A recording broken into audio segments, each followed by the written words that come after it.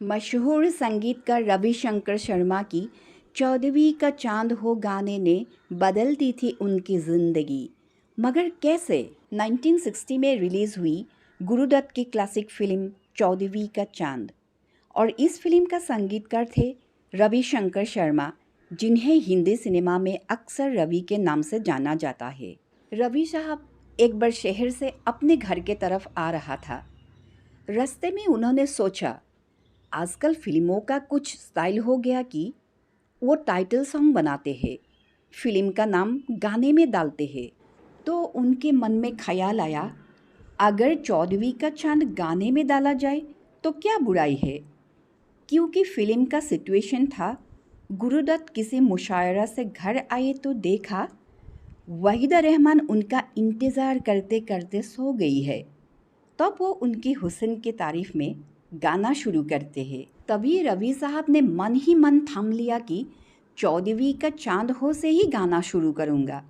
घर आके वो हारमोनियम लेके बैठ गया। 14वीं का चांद हो यहाँ तक उनका दिमाग में आता था। फिर उन्होंने गीतकार शकील बदायूनी को फ़ोन किया। अरे भाई, मेरे दिमाग में कुछ एक आइडिया आ रहा है गाने का, आप ज़रा आ जाओ जल्दी से। शकील साहब आ गए।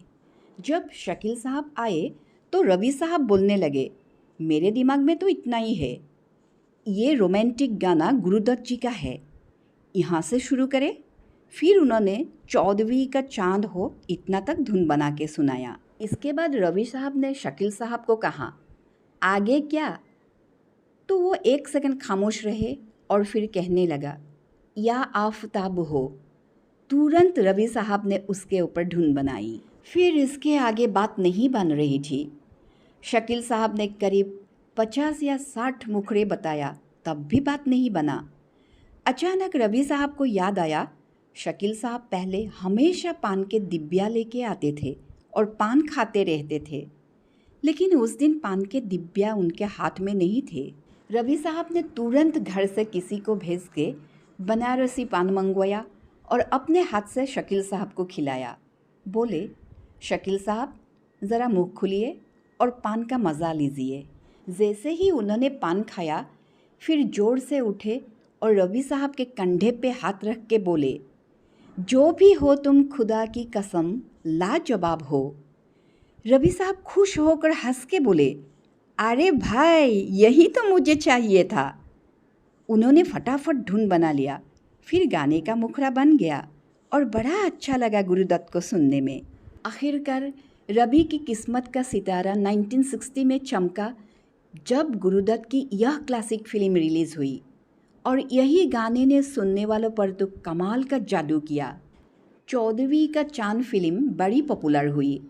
रवि शर्मा की ज़िंदगी में, मतलब उनके म्यूज़िकल करियर के लिए, ये एक बहुत बड़ी फिल्म थी, क्योंकि इस फिल्म के बाद फिल्म इंडस्ट्री में रवि साहब के नाम as a music director popular हो गया था। और इस फिल्म को देखने के बाद मद्रास के अच्छे अच्छे प्रोड्यूसर रवि साहब को मिल गए। फिर B.R. चोपड़ा ने बुलाया। गुमराह, हमराज, आदमी इंसान, धुंध, वक्त जैसा कई बड़ी बजट वाली फिल्मों से ऑफर आने लगा। म्यूज़िक का सिलसिला चलता गया और उनकी ज़िंदगी बदल गई। तो दोस्तों, कैसा लगा आज का यह किस्सा?